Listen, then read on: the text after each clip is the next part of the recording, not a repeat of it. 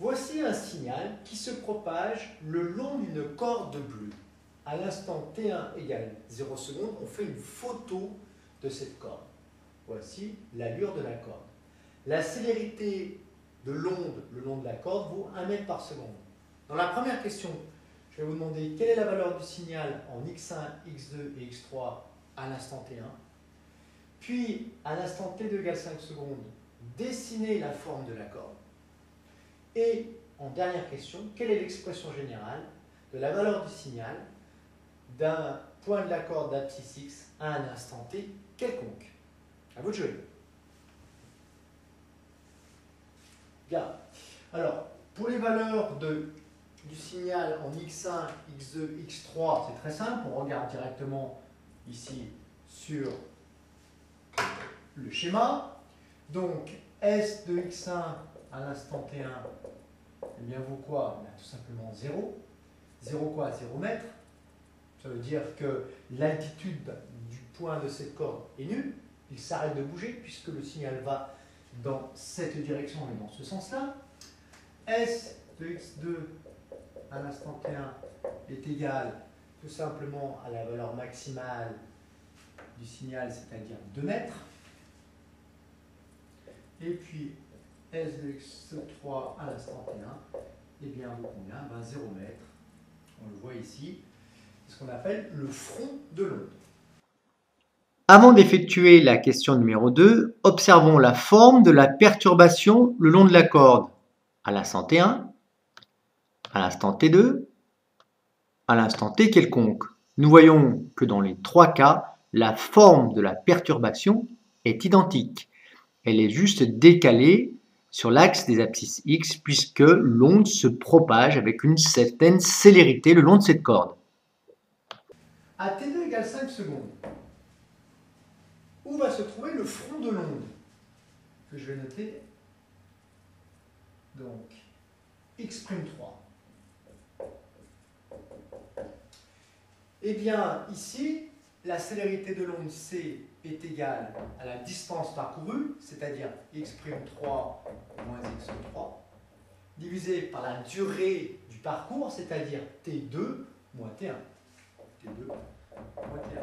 Ce qui nous donne, eh bien, x'3 égale c facteur de t2 moins t1 plus x3. C'est-à-dire x'3 est égal à 1 fois t2 moins t1, ça fait 5 moins 0, c'est-à-dire 5, plus x3 qui est égal à 4 mètres, ce qui nous fait 9 mètres. Ça veut dire que le front de l'onde se trouve en x'3 égale 9 mètres. Voici x'3. De la même façon que vaut x'2, ben on va reprendre l'expression littérale, x'2 égale c facteur de t2 moins t1 plus x2. Ce qui nous fait 5 plus 3, 8 mètres. Voici x'2. Et ensuite, que vaut x'1? Eh bien, c facteur de t2 moins t1 plus x1, c'est-à-dire, eh bien, 1 plus 5, ça fait 6 mètres. Voici où se trouve donc x'1. Cette forme-là se reproduit identique à elle-même tout au long de la corde. Dessinons donc cette corde à l'instant t2. Eh bien, alors voici. Voici la corde à l'instant t2 égale 5 secondes. Quelle est l'expression générale de la valeur du signal en x à l'instant t? Eh bien, regardons ce que l'on vient de faire. Troisième question. Qu'est-ce qu'on se rend compte? On se rend compte que S de x'3 à l'instant t2 est égal à quoi? Eh bien, à S de x'3 à l'instant t1. Or, que vaut x3? Eh bien, on peut écrire ceci, S de x'3 à l'instant t2 est égal à S de x3, qu'est-ce que c'est? Eh bien, c'est x'3 moins c facteur de t2 moins t1 à l'instant t1. Bien, généralisons cette expression. S, si je prends x'3, un x quelconque, S de x et t de un temps t quelconque, égale S de x moins x moins c t2 et t quelconque moins ct, t1 il est égal à 0, donc à l'instant 0. Nous avons vu dans un premier temps l'expression du signal à n'importe quelle position x à l'instant t, dans le cas où l'onde se déplaçait dans le sens des x croissants. Que se passe-t-il maintenant si l'onde se déplace dans le sens des x décroissants? Le vecteur c, étant orienté dans ce sens-là, est égal à cx fois i, c'est-à-dire cette fois-ci moins c fois i, puisque le vecteur vitesse est orienté dans le sens opposé au vecteur unitaire qui repère l'axe OX. Bien, alors je vous pose les mêmes questions. Quelle est la valeur du signal en x1, x2, x3 à l'instant t1? À vous de voir sur le graphique. À l'instant t2 égale 5 secondes, déterminer la forme de la corde et ensuite déterminer l'expression générale du signal S à la position x à n'importe quel instant t. Bien. C'est? Alors, la première question facile. La valeur du signal en x1 à l'instant t1 est égale à, eh bien on regarde ici directement, la valeur du signal vaut 0. La valeur du signal en x2, que vaut-elle à l'instant t1? Eh bien, elle est égale, on regarde directement, à 2 mètres.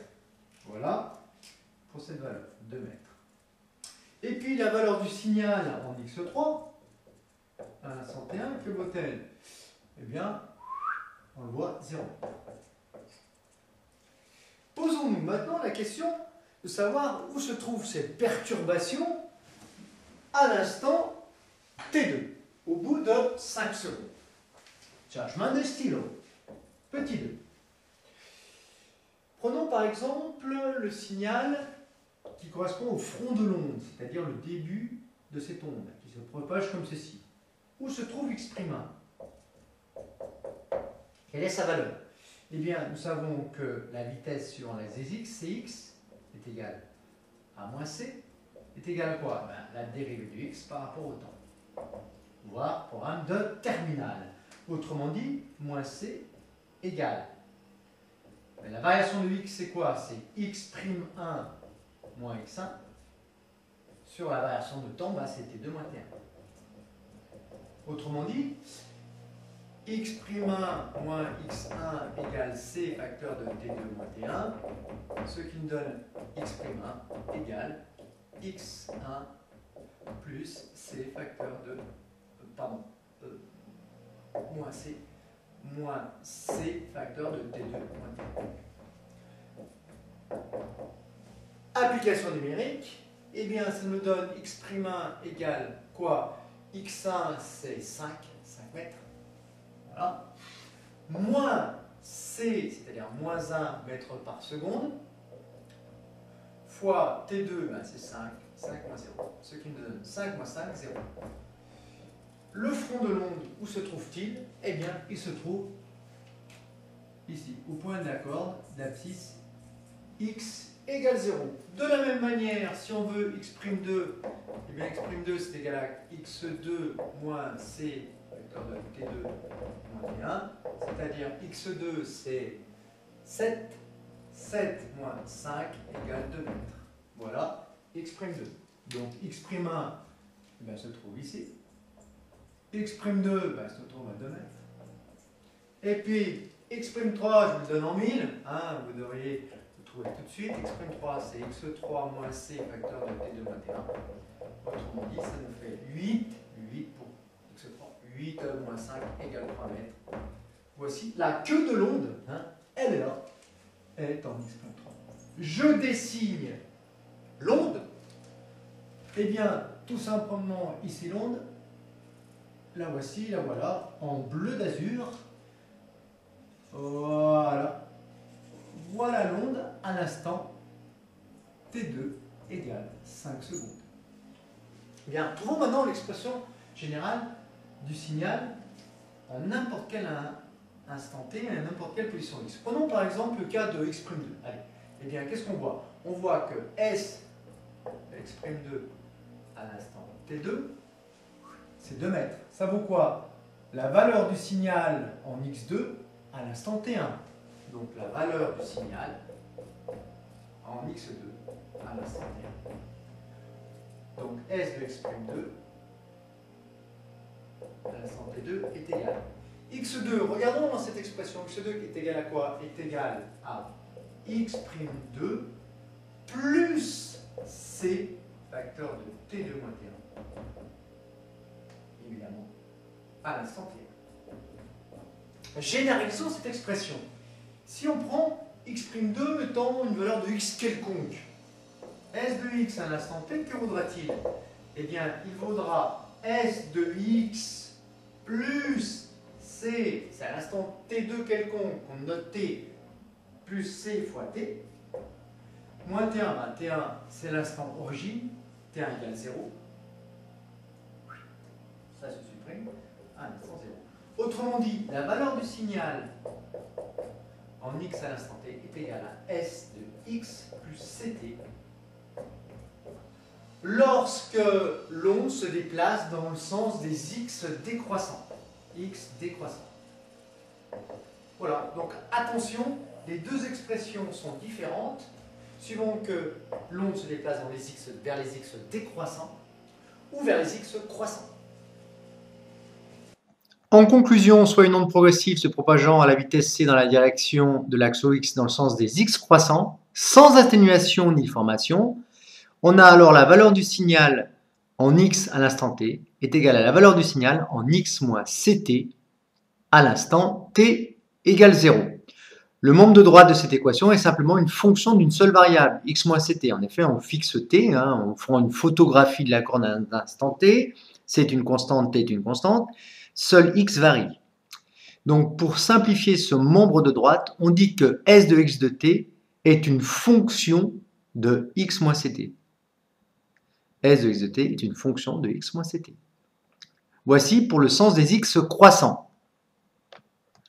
Si l'onde se déplace dans le sens décroissant des x, alors s de x de t égale s de x plus ct à l'instant initial. Et la valeur du signal en n'importe quel instant t à l'abscisse x est une fonction g, fonction de une seule variable, x plus ct. C fois t étant une constante, puisque à nouveau, on fixe l'instant t, on prend une photo de la corde à l'instant t.